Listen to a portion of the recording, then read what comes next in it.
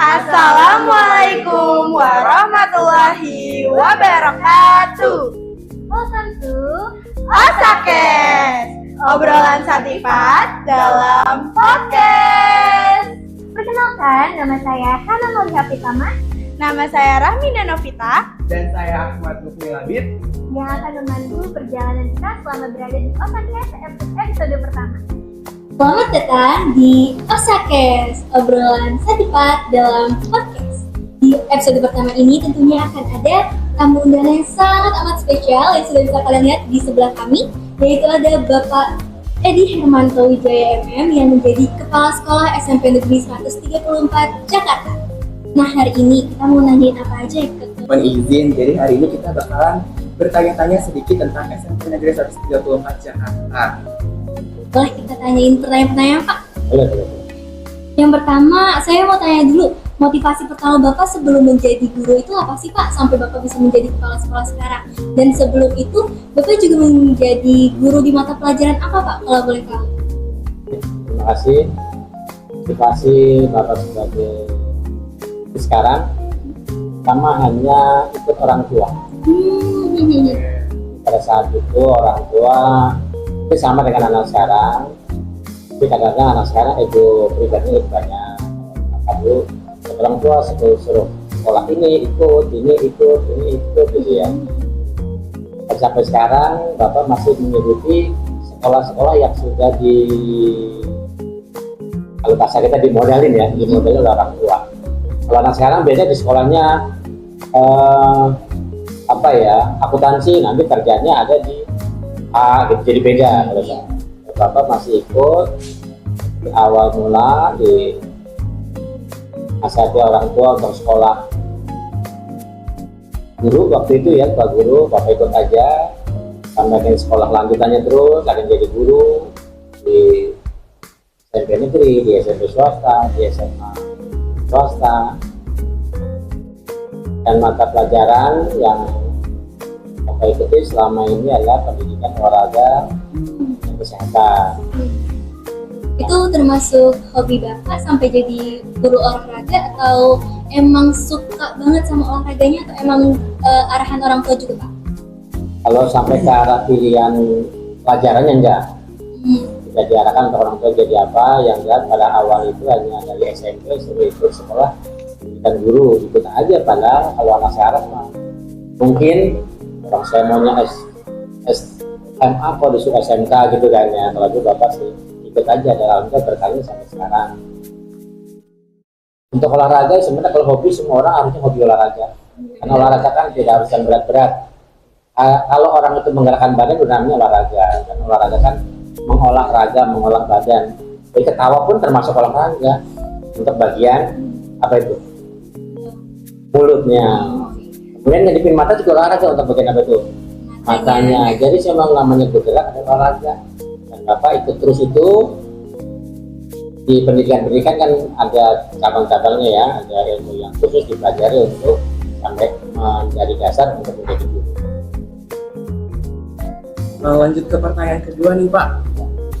Apa program yang Bapak selalu terapkan selama menjadi kepala sekolah? Seperti seberapa efektif program tersebut hingga selalu Bapak terapkan, dan apakah akan diterapkan kembali di SMP Negeri 134? Terima kasih. Program yang saya jalankan dari jadi guru adalah untuk selalu melibatkan orang yang berada di depan Bapak. Ke depan itu murid harus kita libatkan. Jadi tidak harus kita yang ada di depan atau yang lebih tua itu harus mengajari, membimbing gitu ya, karena di Dewantara juga ada 3 prinsip pendidikan kan. Kalau ingat Sosun Tulodo, kalau di depan kita bisa ngasih contoh. Kalau kita jadi guru ya berarti contoh murid-muridnya. Kalau kita jadi teman ya contoh ke teman-teman kita. Kemudian kalau di tengah itu Matio Mangunkarso, kalau di tengah menjadi teman, menjadi pendamping, dan itu Bapak sampaikan juga pada anak-anak kalau jadi olahraga. Jadi kayak tidak ada salahnya kita guru ataupun orang lagi itu bermain dengan anak-anak. Kalau sekolah kan dengan murid-muridnya. Yang ketiga adalah Tuturi Andayani. Jadi harapannya untuk anak, guru, teman, makanya di SMP 134 kalaupun Bapak tahunya olahraga, yang di depan ganti-ganti tuh, gurunya ganti-ganti ya kan. Karena dicobakan untuk 3 sesi itu yang memimpin olahraga bukan guru olahraga atau bukan Bapak yang tahu olahraga, dan teman-teman Bapak Ibu guru pelajaran lain pun akhirnya ya ternyata olahraga buat semua, bukan buat guru olahraga. Ini tuh ya. Oke, sip. Pertanyaan selanjutnya nih Pak, kalau di setiap sekolah pasti permasalahan atau tujuan utamanya itu untuk prestasi siswa. Nah, dari Bapak sendiri, apakah ada kebijakan yang sedang dikembangkan untuk mendorong prestasi siswa-siswi? Masih untuk prestasi siswa kita kembalikan ke anak-anak, ke murid-murid. Karena pertama saya ketemu di 134, saya sampaikan bahwa selamat datang di sekolah saya.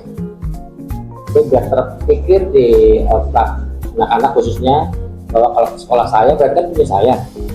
Kalau namanya punya saya kan pertama ya harus yang terbaik, harus menjaga, merawat, apalagi merapikan gitu ya. Atau karena sekolah saya suka belajar juga untuk saya. Tapi di antara saya itu kan ada kita, ada teman kita, guru kita, teman-teman yang lain. Jadi kita harus juga perhatikan teman-teman kita. Dengan seperti itu mudah-mudahan gurunya nggak repot-repot lagi, nggak maksa-maksa lagi muridnya untuk belajar. Karena kan yang belajar siapa? Kalau saya udah terpilih saya harus belajar, gurunya nggak usah, paling memberi panduan aja seperti awal tadi Bapak sampaikan. Kita guru sebenarnya harusnya tutur handayani, di belakang aja memberi arahan, memberi bimbingan khusus untuk anak-anak. Dan itu mudah-mudahan kalau anak itu berjalan seperti itu, prestasi pasti tercapai. Jadi anak berprestasi itu harus domain gurunya gitu ya. Domain gurunya dikasih tugas dan lain, tapi anak itu harus berjalan bantu sekolah saya, yang kalau nyambung ke saya mudah-mudahan prestasi dengan sendirinya bisa berjalan. Kemudian yang kedua kayak kita libatkan juga dengan orang tua anak-anak. Kita ajak, kita ikut serta bahwa keberhasilan anak, prestasi anak tidak hanya dari sekolah, bisa juga dari rumah. Kalau di sekolah misalkan diingatkan tidur jam 9, yang tahu kan orang tuanya, ternyata tidurnya jam 1, akhirnya kan tidak meneruskan prestasi. Programnya itu selalu melibatkan guru, murid, dan orang tua. Selanjutnya nih Pak, kegiatan belajar mengajar yang baik kan tidak luput dari yang namanya sarana dan fasilitas. Menurut Bapak sendiri, tingkat fasilitas seperti apa nih yang perlu diterapkan agar masyarakat sekolah dapat nyaman berkegiatan di sekolah? Fasilitas yang di sekolah, apalagi kita sekolah negeri yang diberi oleh negara, itu yang harus kita manfaatkan. Kalau ada, sekolah negeri ada kan meja, kursi, ya kan ya, meja, kursi, lemari, peralatan-peralatan pembelajaran yang lain-lain, apalagi dengan pemerintahan sekarang yang terbaru kita digital di FB, dan kemudian yang hal yang lain tergantung kita bagaimana merawatnya. Walaupun ada sarananya tidak dirawat kan rusak-rusak juga, jadi kita tidak kita gunakan untuk fasilitas belajar. Dan Bapak yakin yang namanya sekolah negeri sudah standar lah untuk seorang murid atau sekolah itu untuk melaksanakan pembelajaran. Tergantung kita guru, murid, dan yang terlibat semua di sekolah menjaga, merawat, dan memanfaatkannya dengan baik. Melihat tanggal ya Pak, sekarang ini sudah deket banget sama bulan Ramadan. Nah pasti akan ada beberapa kegiatan belajar mengajar yang diganti dengan kegiatan keagamaan. Dalam bulan Ramadan nanti, bagaimana cara Bapak agar murid-murid yang muslim maupun yang non-muslim dapat melakukan kegiatan yang efektif dan bermanfaat selama bulan Ramadan? Kira-kira akan ada apa aja nanti? Kembali ke kalender pendidikan. Jadi kalau kita sekolah negeri kan ikuti kalender pendidikan yang sudah dicanangkan oleh Dinas Pendidikan dan Kementerian. Dan yang kedua, karena itu kaitan dengan Ramadan yang notabene-nya punya catatan tersendiri untuk guru agama, yang kita libatkan guru agama dan pembina-pembina agama untuk membuat program yang sangat bermanfaat buat anak-anak. Kemudian untuk yang non-muslim juga kita kondisikan dengan guru non-muslimnya untuk memfasilitasi dan membimbing anaknya untuk kegiatan-kegiatan. Kemudian untuk pembelajaran, mungkin waktu pembelajaran juga kurang nih, biasanya kita per jamnya 40 menit, mungkin pada saat Ramadan nanti tinggal 30 menit atau apa.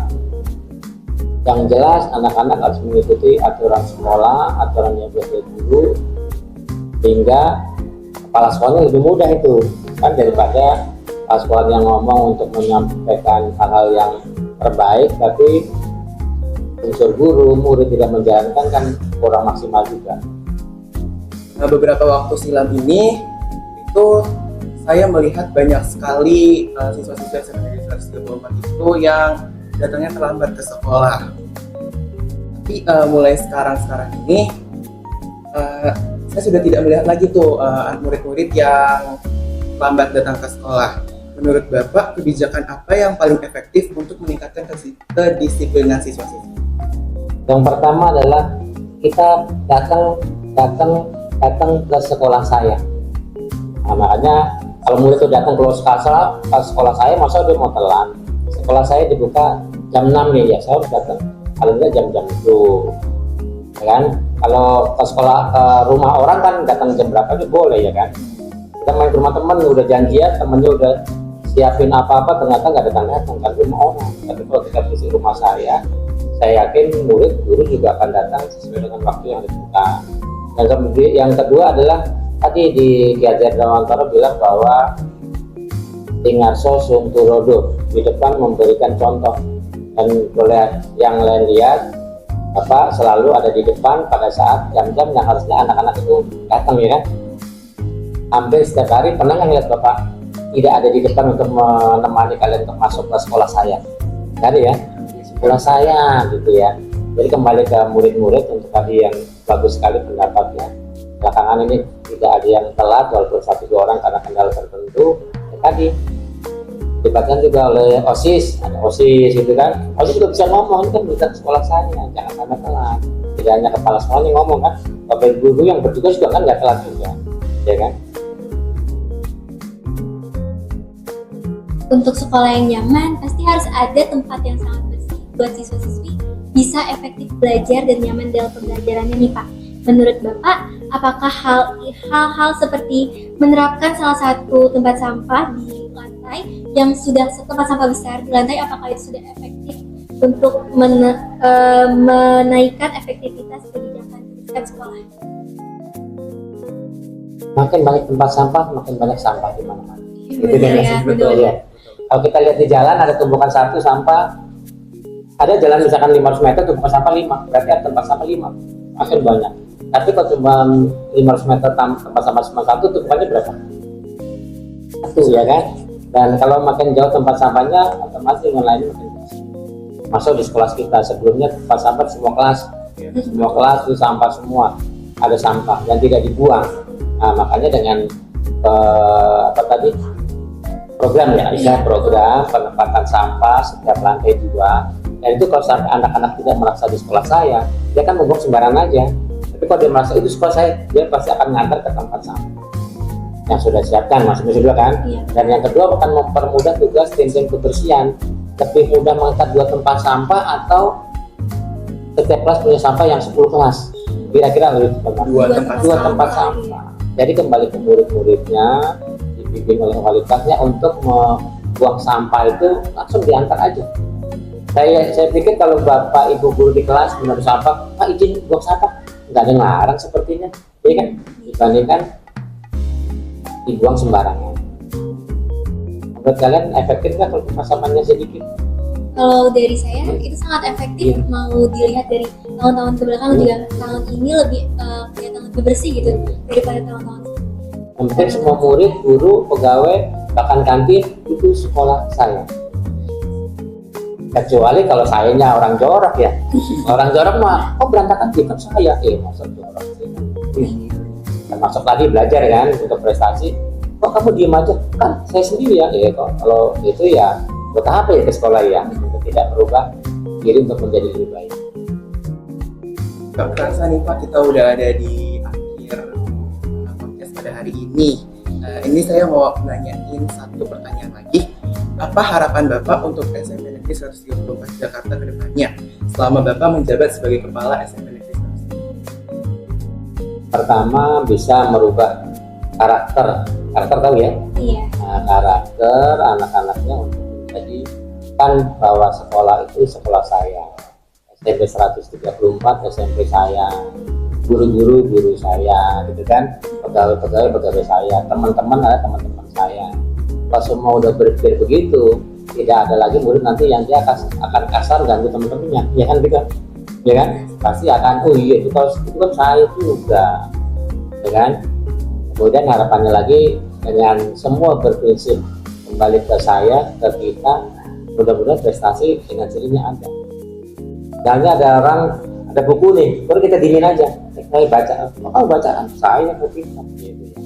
Termasuk yang lain, dan nanti mudah-mudahan kebersihan juga gurunya nggak usah repot-repot lagi nyuruh muridnya jadi kebersihan. Tinggal bilang kan sekolah saya, kelas saya. Nanti kalau gurunya yang lupa, ya muridnya boleh ingetin. Termasuk kepala sekolahnya kalau lupa, murid-muridnya, guru-gurunya boleh ingetin.